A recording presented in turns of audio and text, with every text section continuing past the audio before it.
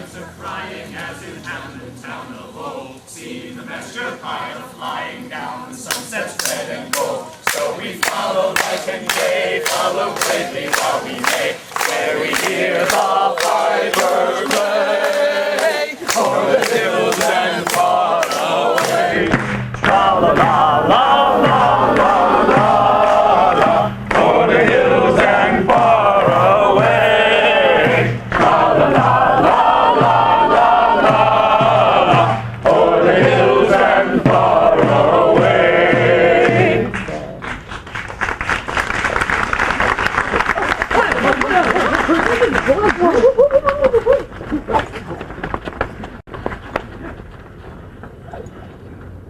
Proceed, Solinus, to procure my fall, and by the doom of death, and woes and all. Merchant of Syracuse, plead no more.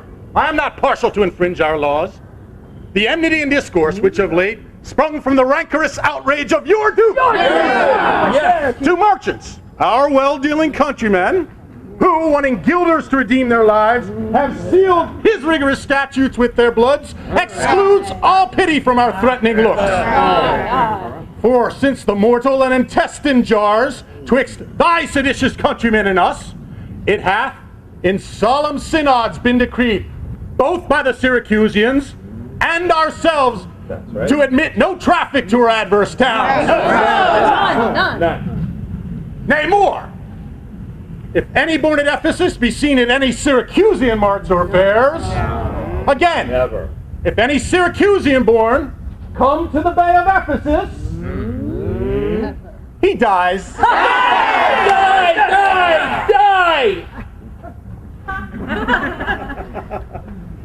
His goods forfeit to the Duke's dispose, unless 1,000 marks be levied to ransom him. Thy substance, merchant, valued at its highest rate, cannot amount unto 100 marks. Therefore, by law, thou art condemned to die. And this my comfort, when your words are done, my woes end likewise with the evening sun. Well, Syracusians, say in brief the reason why thou didst departest thy native home, and for what cause thou camest to Ephesus. A heavier task could not have been imposed than I to speak my griefs unspeakable, but that the world may witness my end, what was wrought by nature, not by vile offense. I'll utter what my sorrow gives me leave. In Syracuse was I born, and wed, unto a woman happy but for me, and by me, had not our hap been bad. With her I lived in joy, our wealth increased. By prosperous voyages I often made to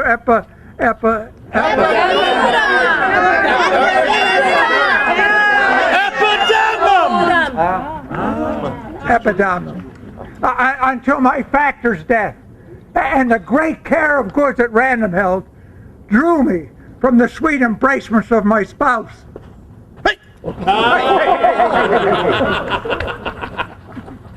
From whom my absence was not 6 months old, before herself, almost fainting with the pleasing punishment that women bear, had made provision for her joining me, and soon and safe arrived where I was.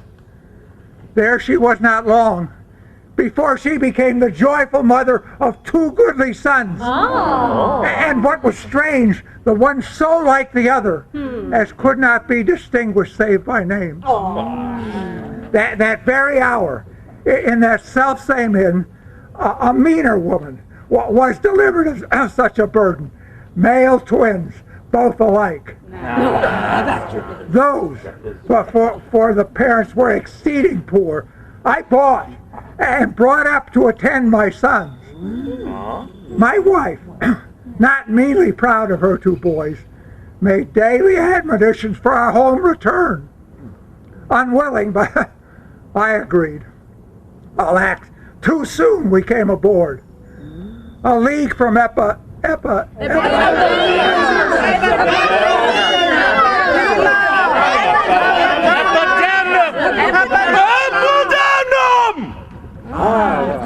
had we sailed, before the always window being deep, gave any active instance of our harm. But longer did we not retain much hope, for what meager vision the heavens did grant, did but confirm into our faltering hearts a doubtful warrant of immediate death. Which for me would I gladly have embraced.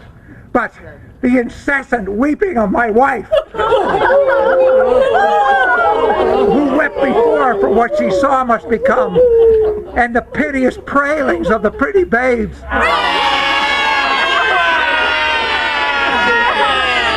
who mourned for fashion, ignorant what to fear, forced me to seek delays for them and me.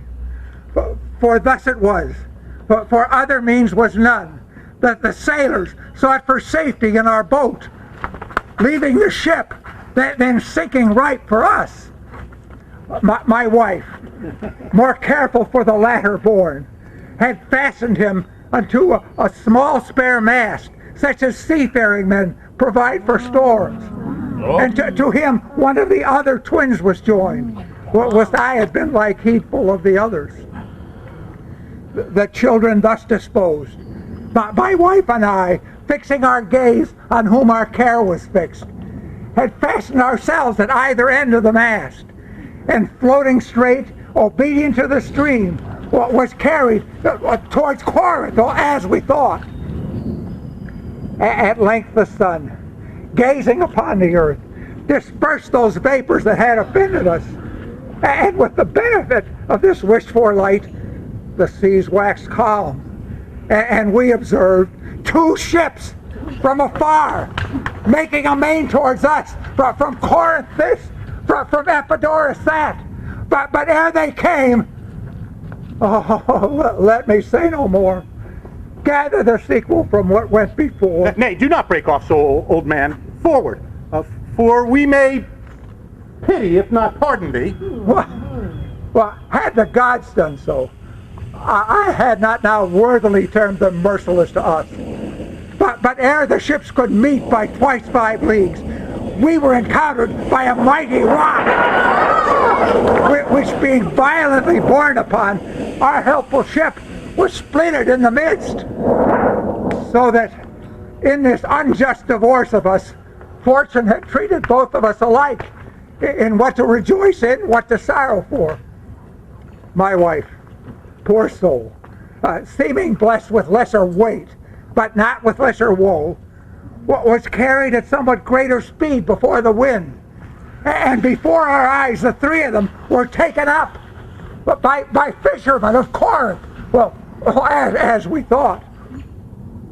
And at length, another ship had seized on us, and knowing whom it was their hap to save, gave a heartfelt welcome to their shipwreck, and would have left the fishers of their prey, had not their bark been very slow of sail. And so homeward did they bend their course. So, thus you have heard me splintered from my bliss. How by misfortune was my life prolonged, to tell sad stories of my own mishaps. Well, Syracusian, do us the favor and dilate it full. What hath become of Please, no. What hath become of them and thee till now?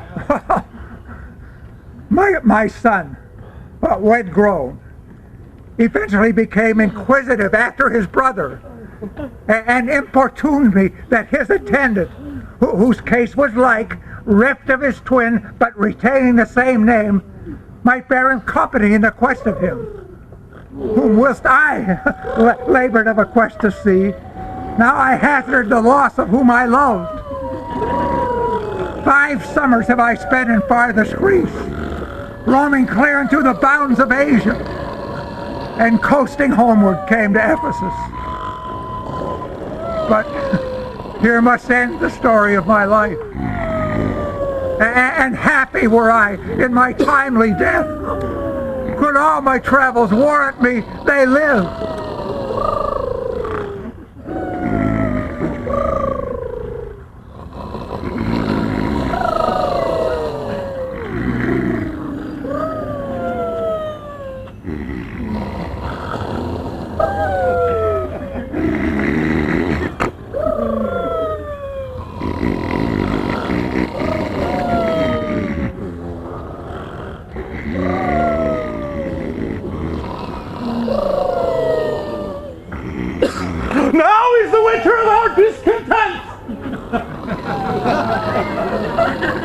Hapless Aegeon, whom the fates have marked to bear the extremities of dire mishap.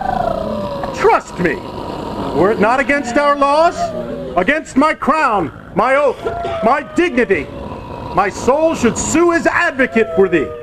But, though thou art a judge to the death, and past sentence may not be recalled, but to our honor's great disparagement, yet I will favor thee in what I may. Therefore, Syracusian, I'll limit thee this day to seek thy help in beneficial help. Try all the friends thou hast in Ephesus. Alas, poor Jordan. Beg or borrow to make up the sum and live. If not, then thou art condemned to die! Epidemic! Jailer, take him away! I will, my lord. Helpless and helpless does Aegeon win, but to procrastinate his lifeless end.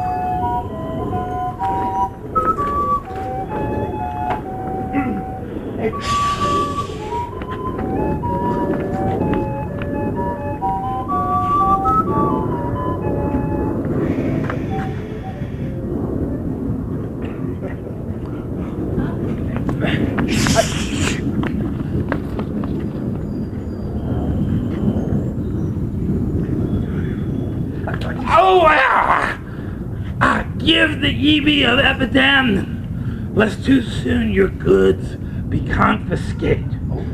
This day, a Syracusian merchant is apprehended on arrival here, and not being able to buy out his bond, according to the statute of the town, dies ere the weary sun sets in the west. Here is your money that I had to keep. Go and bear. Go and bear to the centaur where we host, and stay there, Dromio, till I come to thee. For within this hour it'll be supper time, and at that time I'll gaze the buildings, peruse the traders, and view the manners of the town. So stay there, and get thee away. Many a man would take you at your word and go indeed, having so good a means. A merry villain, sir, who has oft, when I'm dull with care and melancholy, lightened my spirits with his merry jests. So, what will you? Walk with me about the town and then go to mine inn and dine with me? I hope to make much benefit from other merchants. I crave. I really crave your pardon. Come 5 o'clock, we shall meet upon the mart, where I shall be your consort and until bedtime. Until then, my current business pulls me away. Well, farewell till then. I will lose myself to wander up and down the town to view the city. Sir, I commend you to your own content.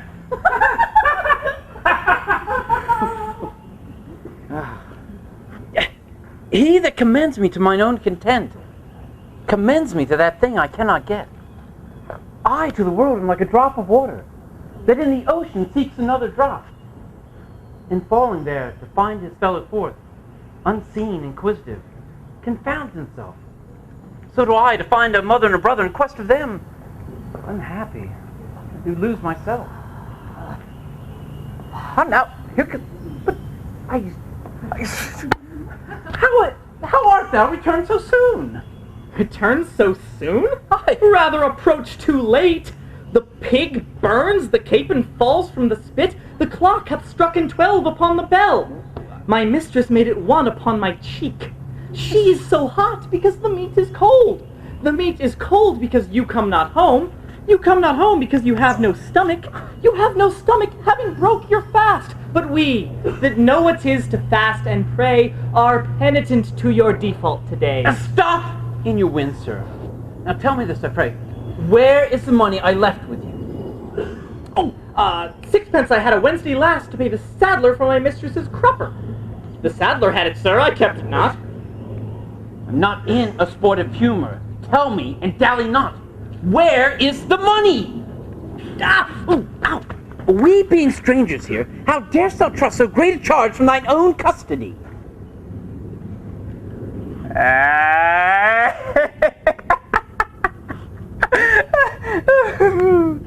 I pray you just, sir, as you sit at dinner. I from my mistress come to you in post. If I return, I shall be post indeed, for she will score your fault upon my pate. Methinks your maw, like mine, should be your clock and strike you home without a messenger. Come, Dromio, come. These jests are out of season, and reserve them for a merrier time than this. Where is the gold I gave you? To me, sir? Why, you gave no money to me. Come on, Sir Knave. Have done with your foolishness. Where is the charge I bestowed on you? My charge was but to fetch you from the mart home to your house, the Phoenix, sir, to dinner. My mistress and her sister stays for you. Now, as I am a Christian, answer me. In what safe place thou hast bestowed my money, or I will break this merry pate of yours that stands on tricks when I'm undisposed. Where is the 1,000 marks you had to me? I have some marks of yours upon my pate, some of my mistress's marks upon my shoulders, but not 1,000 marks between you both. If I should pay your worship those again, perchance you will not bear them patiently. What mistress marks hast thou, slave? Those of your worship's wife, my mistress at the Phoenix. She that doth fast till you hie you home to dinner, and prays that you hie you home to dinner. Will you flout me to my face, being thus forbid? Here, take you now. What mean you, sir? For God's sake, hold your hands. Nay, and you will not, I'll take my heels. Upon my life! This villain has overwrought all my money! They say this town is full of cozenage. As nimble jugglers do deceive the eye, and dark working sorcerers do change the mind, and soul-killing witches to deform the body, disguised cheaters and prating mountebanks, and many such like liberties of sin. Oh, if it proves so, then I'll be gone the sooner. I'll to the centaur, dare to seek this slave out. I greatly fear my money is not safe. Whoa!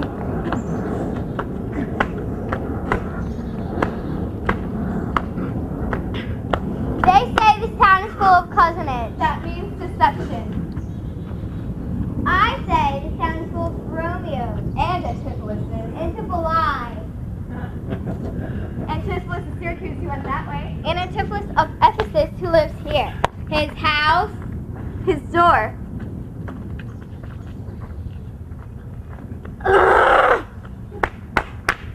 The door is backwards.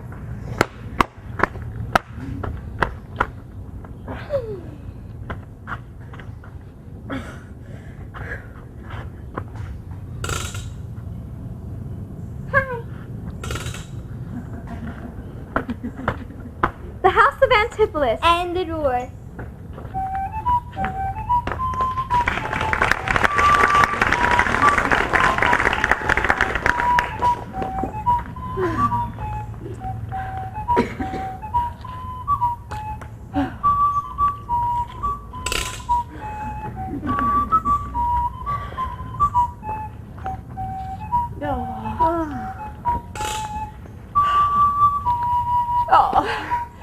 Neither my husband nor the slave returned, that in such haste I sent to seek his master.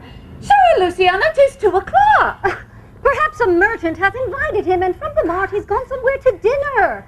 If so, good sister, let us dine and never fret. A man is master of his liberty, and time is their master. And when they see time, they may go or come. If so, good sister, be patient. Well, why should their liberty than ours be more? Because their business still lies outdoor. Oh, look, when I serve him so, he takes it ill. And know that he is the bridle of your will. Oh, there's none but asses will be bridled so. And headstrong liberty is lashed with woe. There's nothing situate under heaven's eye but hath his bound in earth, in sea and sky. The beasts, the fishes, the winged fowls, they're all the male subjects and at their control. And man, more divine, is the master of all these, lord of the wide world and wild watery seas, endued with intellectual sense and soul.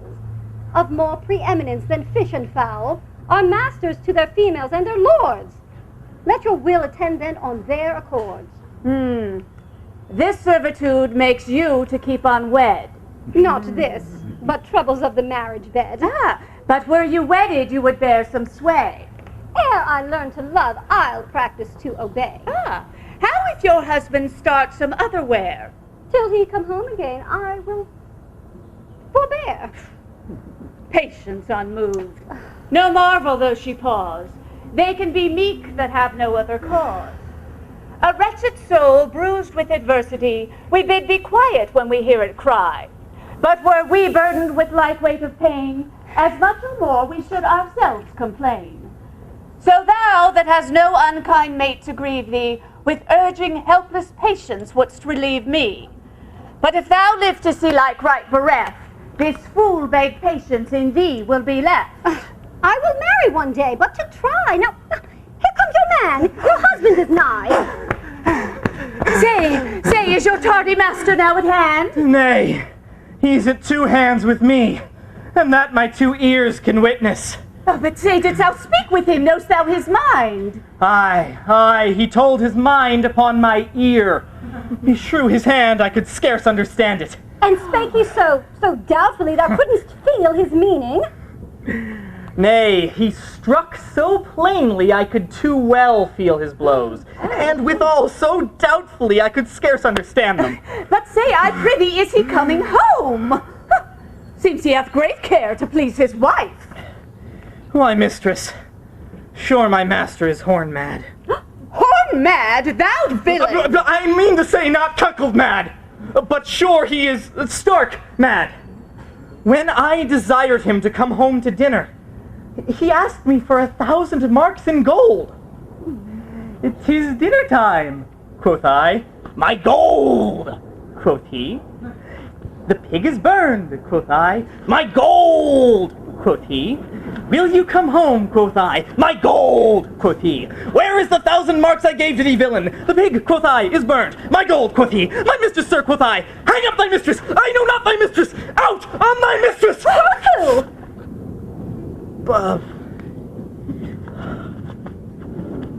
Quoth my master, "I know," quoth he, "no house, no wife, no mistress, so that my errand due unto my tongue, I thank him, I bear home upon my shoulders, for in conclusion, he did beat me there." Go back again, thou slave, and fetch him home. Go back again and be new beaten home? Oh, for God's sake, mistress, send some other messenger. Back, slave, or I will break thy pate across. And he will bless that cross with other beating. Between you I shall have a holy head. Hence, prating peasant, fetch thy master home. You spurn me hence, and he will spurn me hither. If I last in this service, you must take me in leather. Fie, how impatience loureth on your face! His company must do his minions grace, whilst I at home starve for a merry look. At homely age the alluring beauty took from my poor cheek, then he hath wasted it. Are my discourses dull, barren my wit? If voluble and sharp discourse be marred, unkindness blunts it more than marble hard. What do their gay vestments his affections bait? It's not my fault, he's master of my state. What ruins are in me that can be found by him not ruined? Then he is the ground of my defeatures. Oh, my decayed fair, a sunny look of his would soon repair. But too unruly dear, he breaks the pail and feeds from home. Poor I, and but is stale. Self-harming jealousy, sister, fie, beat it hence. Oh, unfeeling fools can with such wrongs dispense. I know his eye doth homage otherwhere, or else what lets it but he would be here. Sister, you know he promised me a chain. With that alone he would detain, so he would keep fair quarter in his bed. I see the jewel best enameled will lose its beauty, and yet the gold bides still that others touch, and often touching will wear gold. But any man that hath a name by falsehood and corruption doth it shame. Since that my beauty cannot please his eye, I'll weep what's left away, and weeping die. How many fond fools serve mad jealousy? Ugh.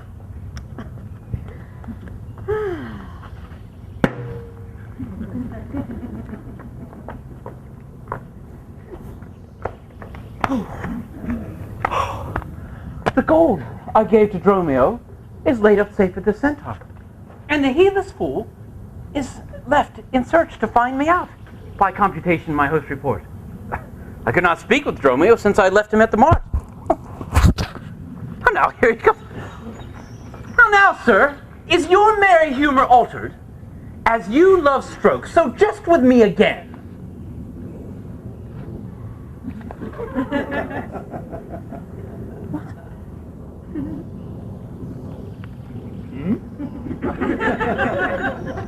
You know no centaur. You receive no gold. Your mistress sent to hie me home to dinner. My house was at the Phoenix. Wast thou mad, that thus so madly thou didst answer me? What answer, sir? When spake I such a word? But, wait, were you even here? Even now? Not half an hour since. Well, I did not see you since you sent me hence, home to the centaur with the gold you gave me. But you, I was like, no. I was like,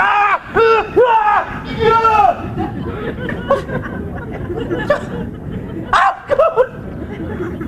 Villain, thou didst deny receipt of the gold, and told me of a mistress and a dinner, for which I hope you felt I was most displeased.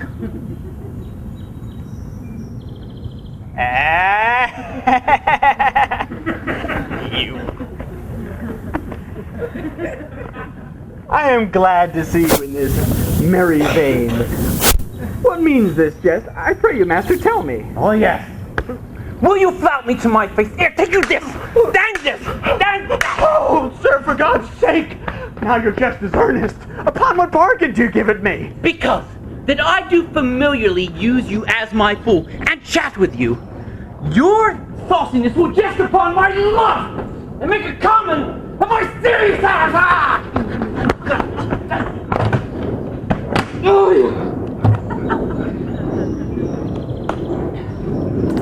When the sun does shine, let foolish gnats make sport, but creep in crannies when he hides his beams. If you would... If you would jest with me, know my aspect, and fashion your demeanor to my looks, or I will beat this method into your sconce. Sconce, call you it? So you'd leave battering, I'd rather have it ahead. When you use these blows long, I must get a sconce for my head, and ensconce it too, or else I shall seek my wit in my shoulders. But I pray, sir, why am I beaten? Dost thou not know? Nothing, sir, but that I'm beaten. Shall I tell you why?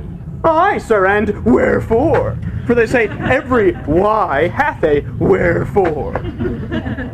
First, why for blasphemy? Wherefore for urging it a second time? Was there ever a man thus beaten out of season? When in the why and the wherefore is neither rhyme nor reason.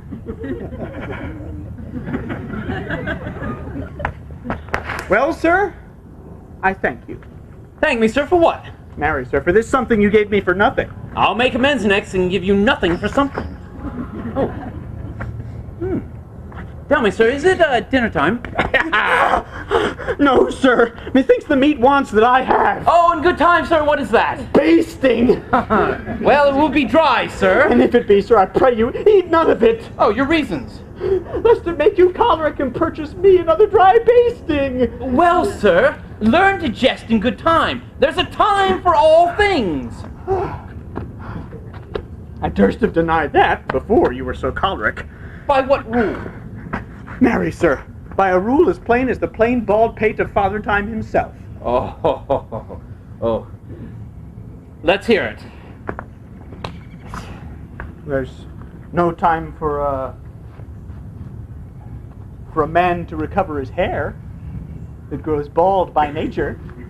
May he not do it by a fine and recovery? Yes, to pay a fine for a periwig and recover the lost hair of another man. Why is time such a niggard of hair, being as it is so plentiful in excrement? Because it is a blessing he bestows on beasts, and what he hath scanted some men in hair, he hath given them in wit. Why, there's many men that has more hair than wit. Not a man of those, but he hath the wit to lose his hair. So thou dost conclude hairy men plain dealers, without wit. The plainer dealer, the sooner lost. Yet he loses it in a kind of jolly. Oh, for what reasons? For two, and sound ones too. Name them. The first, to save the money that he spent in tiring. The second, that at dinner they should not drop in his porridge. So, all this time you would have proved there's no time for all things. Marion did, sir, namely, no time to recover hair lost by nature. But your reasons were not substantial. Why there's no time to recover? Thus I mend it. Time himself is bald, and therefore, to the world's end, will have bald followers. Bald followers. I knew it would be a bald conclusion.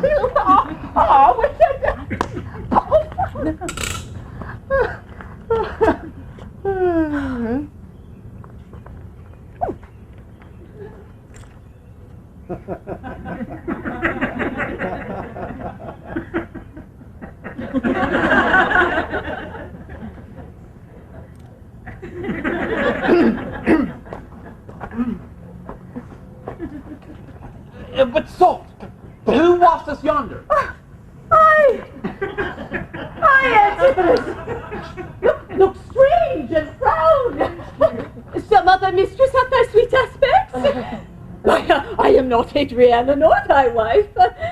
No, the time was once when thou unurged wouldst vow that never words were music to thine ear, that never object more pleasing to thine eye, that never touch well welcome to thy hand, that never meat sweet savoured in thy taste, unless I look or spake or touched or carved to thee. How comes it now, my husband? How comes it that thou art then estranged from thyself? Thyself, I call it, being strange to me, that undividable, incorporate, and better than thy dear self's better part. Do not tear thyself away from me.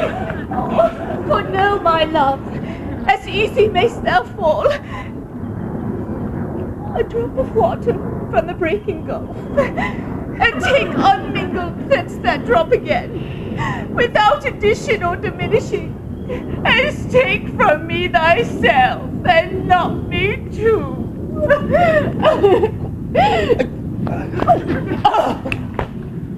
How dearly would it touch thee to the quick, shouldst thou but hear I were licentious, and that this body consecrated thee by ruffian lust should be contaminated.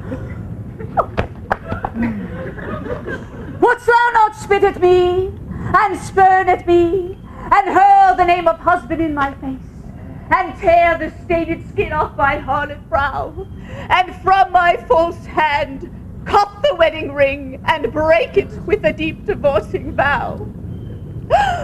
I know thou canst, and therefore see thou do it. Oh, I am possessed with an adulterate blot. My blood is mingled with the crime of lust. For if we two be one, and thou play false, I do digest the poison of thy flesh, being strumpeted by thy contagion. Keep then fair leave and truce with thy true bed.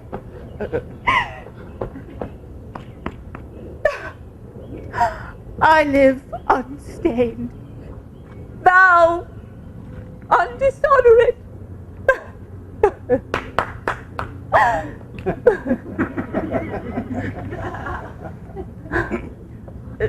Plead you to me. I know you not. In Ephesus I am but 2 hours old, as strange to your town as to your talk. What with all my wit being scanned, wants wit with all one word to understand. Fie, brother, how the world has changed with you. When will you want to use my sister thus? She sent for you by Dromio home to dinner. By Dromio? By me? By thee, and this thou didst return from him, that he did buffet thee, and in his blows denied my house for his, and me for his wife. Have you had converse with this gentlewoman? What is adrift in course of your compact?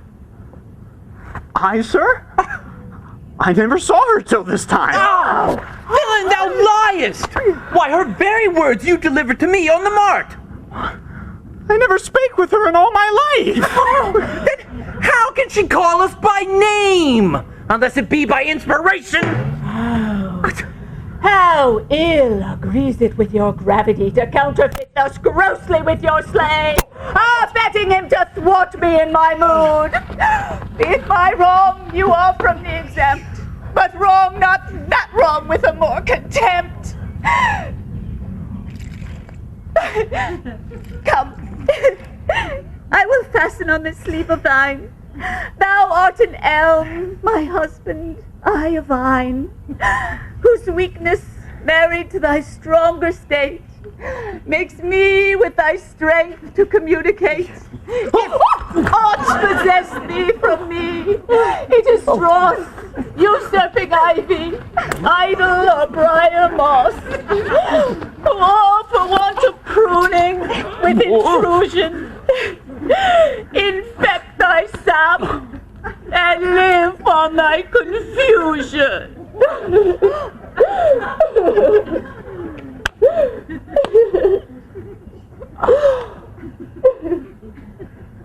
To me she speaks. She moves me for her theme. What? Was I married to her once in a dream? Or sleep I now and dream all this? What errors drive her eyes and ears amiss? Until I know this sure uncertainty, I'll entertain the offered fallacy. Romeo, go bid the servants spread for dinner. Oh, for my beads. I crossed me for a sinner. This is the fairyland. Oh, spite of spites. We talk with goblins, owls, and sprites. If we obey them not, this will ensue. They'll suck out our breath or pinch us black and blue. What pratest thou to thyself, Romeo, thou drone? Thou snail, thou slug, thou slot, go! I am transformed, master, am not I? I think thou art in mind, and so am I. Nay, both in mind and in my shape. No, thou hast thy known form. No, I'm an ape. Thou art too ought. It is to an ass. Oh, my God! That's true. She rides me, and I long for grass. So I'm an ass, else it could not be, but I should know her as well as she knows me. No! Come! No longer will I play the fool, put the finger in the eye and weep whilst man and master laughs my woes to scorn. Come, sir, to dinner. Dromio, keep the gate.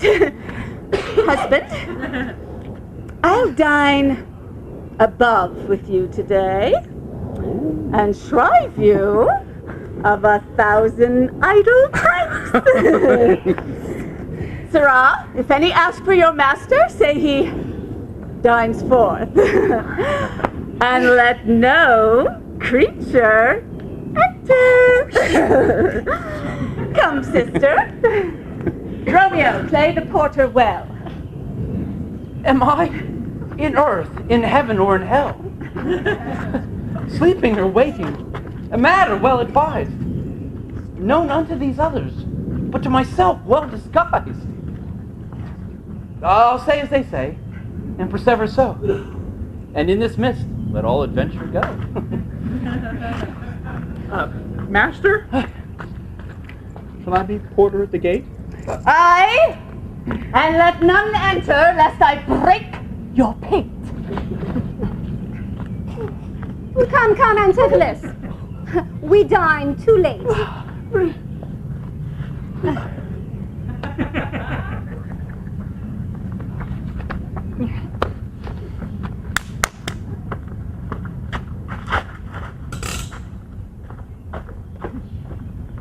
Romeo, the gate.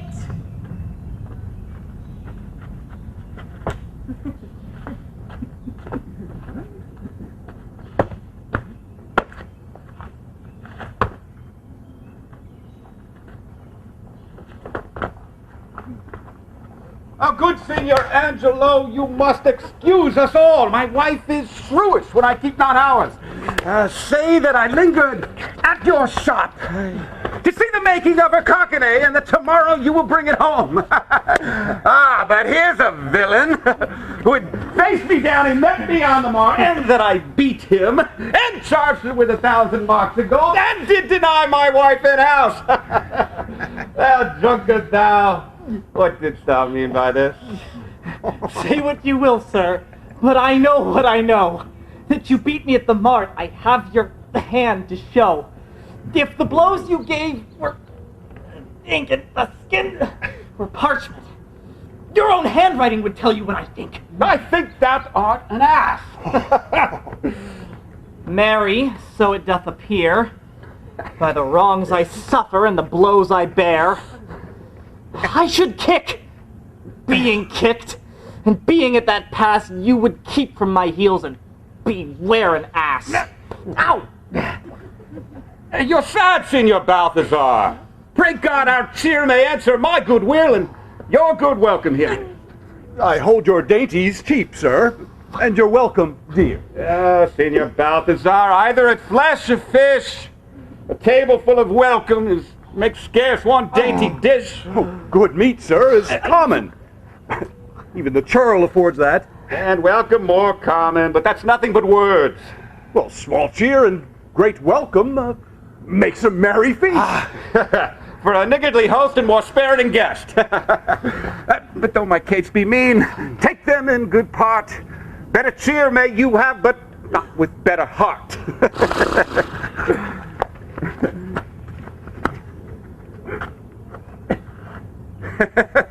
Soft, my door is locked. Go bid them let us in.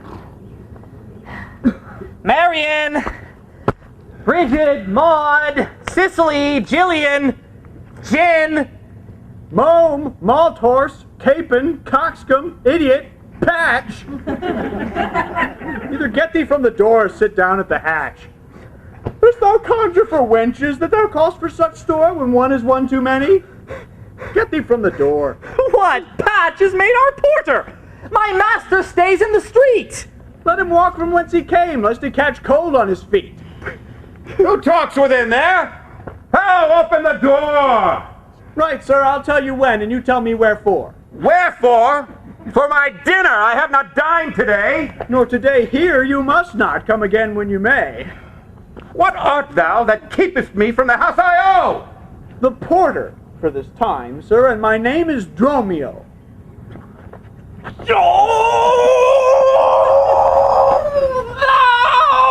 villain! Thou hast stolen both mine office and my name! The one ne'er got me credit, the other mickle blame. If thou hadst been Dromio today, and in my place, thou wouldst have changed thy face for a name, or thy name for an ass. What a coil is there? Dromio. Who are these at the gate? Let my master in, Nell! Faith, no, he comes too late. And so tell your master. Oh, Lord! I must laugh! Have at you with a proverb. Shall I set in my staff? Have at you with another. That's when. Can you tell?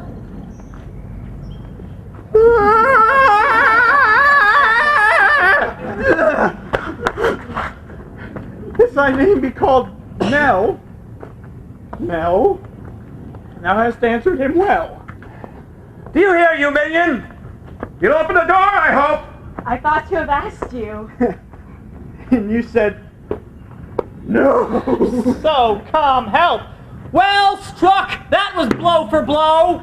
That baggage, let me in! Can you tell for whose sake? Oh, master, knock the door hard! Let him knock till it ache. You'll cry for this, minion, if I beat that door down! What do you call that? And a pair of stocks in the town. Who is that at the door that keeps all this noise? By my troth, your town is troubled with unruly boys. Is that you, wife? You might have come before. Your wife's a name? God gets you from the door. If you went in pain, master, this knave would go sore. Here's neither cheer, sir, nor welcome. We would fain have either. Debating which was best, we shall part with neither. They stand at the gate. Master, bid them welcome hither. There's something in the wind that we cannot get in. You would say so, master. Your garments were thin. Your cake here is warm within. You stand here in the cold. It would make a man mad as a buck to be so bought and sold. Go fetch me something. I'll break off the gate. Break any breaking here, now. Break your knees, mate. A man may break words with you, sir, and words are but wind. Die and break it in your face. So he break it not behind. It seems thou wants breaking. Out upon thee, high! Here's too much out upon thee. I pray thee, let me in. Thou have no feathers, and fish have no fin. Go borrow me a crow. I'll break in. Crow without feather. Master, mean you so? For a fish without a fin, there a fowl without a feather. If a crow help us in Sarah, we'll pluck a crow together. Get thee gone. And fetch me an iron crow. Have patience, sir. Oh, let it not be so. Herein you war against your reputation and draw within the compass of suspect the unviolated honor of your wife. Once this, your long experience of her wisdom, her sober virtue, years and modesty, plead on her part some cause unknown to you. And doubt not, sir, but she will well excuse her at this time. The doors are made against you. Be ruled by me. Depart in patience. And let us to the Tiger all to dinner. And about evening, come yourself alone to know the reason of this strange restraint. If by strong hand you offer to break in now in the stirring passage of the day, a vulgar comment will be made of it. And that against your yet unguarded estimation, and dwell upon your grave when you are dead. For slander lives upon succession, forever housed where it gets possession.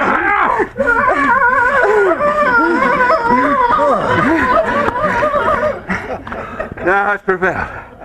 I will depart in peace, and in despite of mirth mean to be merry. I know a wench of excellent discourse, pretty and witty, wild and yet too very gentle. There we will join! This woman that I mean, my wife hath, I protest without desert, hath oftentimes upbraided me with all. To her we will to dinner. Go you home. Fetch the chain, by this I know 'tis made. Bring it, I pray you, to the porcupine. For there's the house, that chain I will bestow. If nothing but to spite my wife, upon my hostess there! I'll meet you at that place some hour hence. Oh, go in haste, it's mine own doors! Refuse to entertain me! I'll go elsewhere. See if they'll disdain me. Go. Yes, shall cost me. Dromio! Wherefore art thou, Dromio?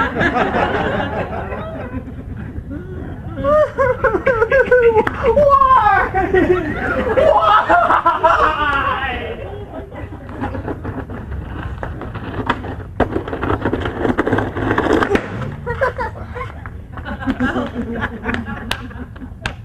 Oh door, oh lovely door, I conjure thee, depart! And now the garden of Antipolis.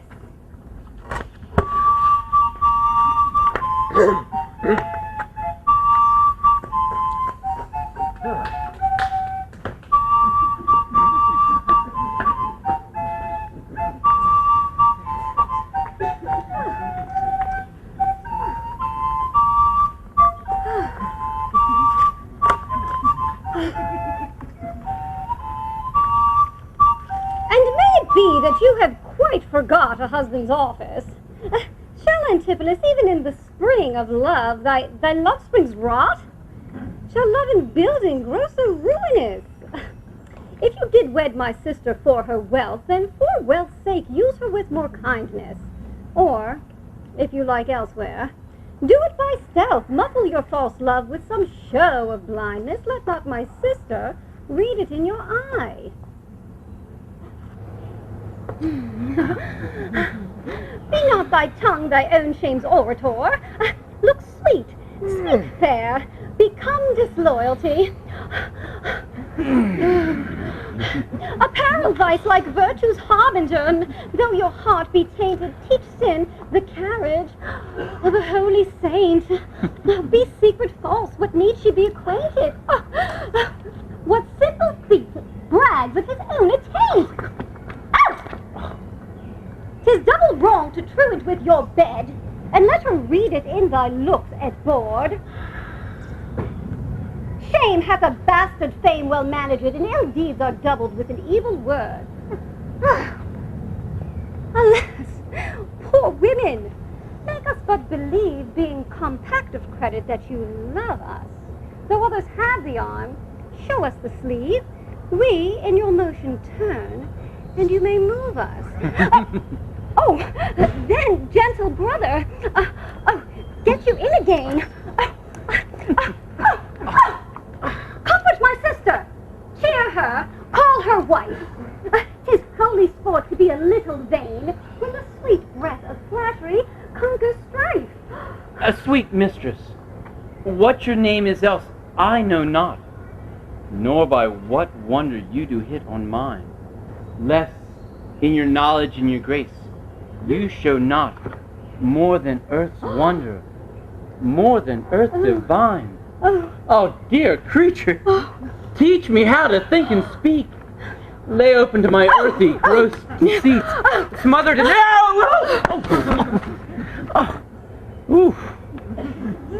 Smothered in errors. Earthy, feeble, and weak. The folded meaning of your words deceit. Against my soul's pure truth, why labor you to make it wander in an unknown field? Are you a god? Would you create me new? Transform me then, and to your power I'll yield. But if I am I, then well I know your weeping sister is no wife of mine, nor to her bed no homage do I owe. Now far more, far more to you do I decline. Oh! Train me not, sweet mermaid. Would thy note to drown me in thy sister's flood of tears? Sing, siren, for thyself, and I will dote. Lay o'er the silver waves thy ebon hair, and as a bed I'll take it, and there lie, and in that glorious supposition think, he gains by death that has such a means to die. Let love, being light, be drowned if she sink. Are you mad?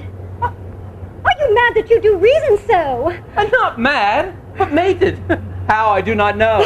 Oh! 'Tis a fault that springeth from your eye. For gazing on your beams, fair sunbeam by. Gaze where you should, and that will clear your sight. How as well to wink, sweet love, as look on night.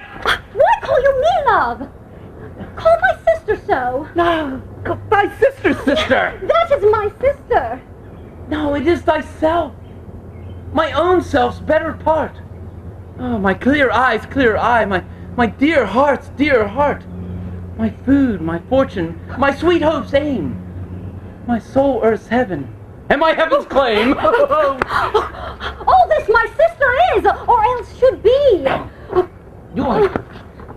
No, it is thyself. For I am thee, and thee will I love, and with thee will I lead my life. Thou hast no husband yet, nor I no wife. Give me thy hand. Soft, sir.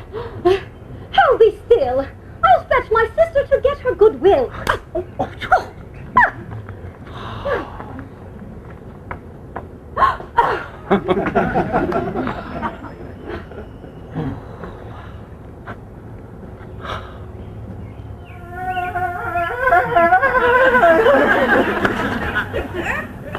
How now, Dromio? Where runs thou so fast?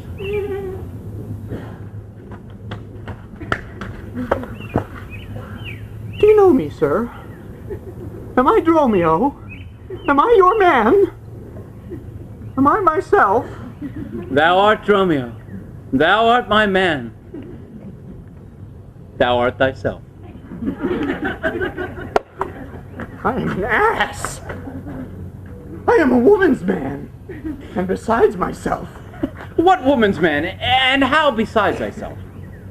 Marry, sir, besides myself, I'm due to a woman? One that claims me. One that haunts me. One that will have me. What claim lays she to thee? Marry, sir, such a claim as you would lay to your horse. And she would have me as a beast. Not that I being a beast, she would have me, but that she being a very beastly creature lays claim to me. And what is she? Oh, very reverend body, sir. I such a one as a man may not speak of without he say, Sir Reverence. I have but lean luck in the match, and yet is she a wondrous fat marriage. What dost thou mean, fat marriage? Marry, sir, she's the kitchen wench. All grease. And I know not what use to put her to but to make a lamp of her and run from her by her own light. I'll warrant her rags and the tallow in them will burn a Poland winter. If she live till doomsday, she'll burn a week longer than the whole world. What complexion is she? Swart, like my shoe. But her face is nothing like so clean kept. For why? She sweats. A man may go over shoes in the grime of it. That's a fault that water will mend. No. 'Tis in grain. Noah's flood could not do it. What is her name? Nell, sir. But her name in 3/4, that's an L in 3/4, will not measure her from hip to hip. She bears some breath then. No longer from head to foot than from hip to hip. She is spherical. Like a globe. I could find out countries in her. Where stands Ireland? Marry, sir, in her buttocks. I found it out by the bogs. So where's Scotland? I found it out by the barrenness, hard in the palm of the hand. And France? Oh, sir, on her forehead, armed and reverted, making war against her heir. England! Why, sir, I looked for the chalky cliffs, but could find no whiteness in them. But I guess it stood in her chin by the salt rune that ran between France and it. Spain! Faith, I saw it not, but felt it hot in her breath. America, the Indies!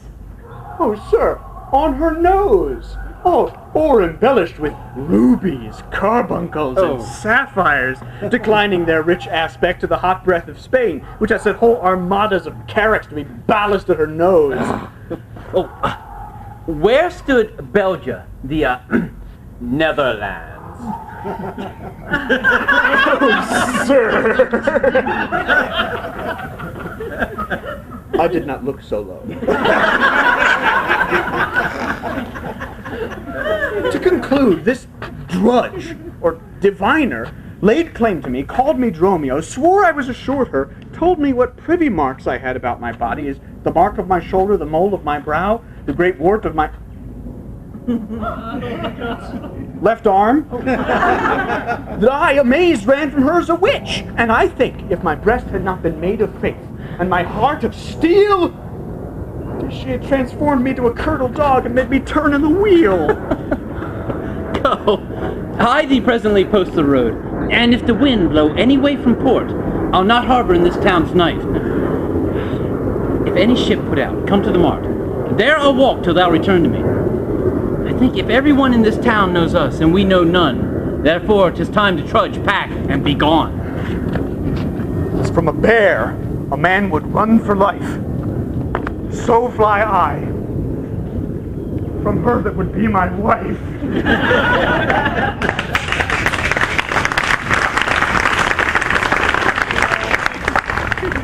'Tis only witches that do inhabit here, and therefore 'tis time I think that we are hence.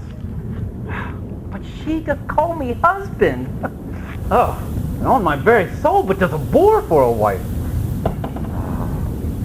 But her fair sister, possessed of such sovereign gentle grace, and enchanting purpose and discourse, that almost made me traitor to myself.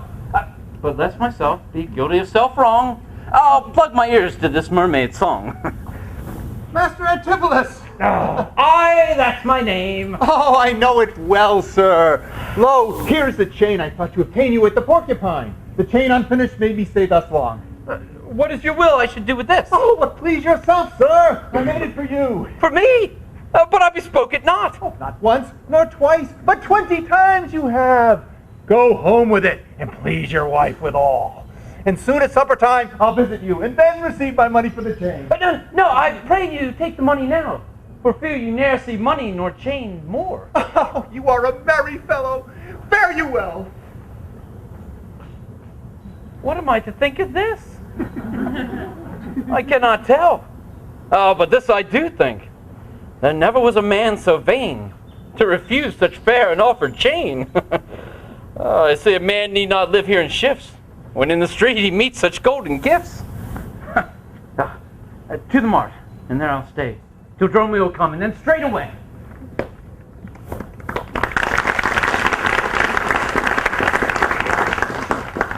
Good gentles, with your kind permission, 'tis now the time for intermission. Relax, converse, be of good cheer. Refreshments beckon from the rear.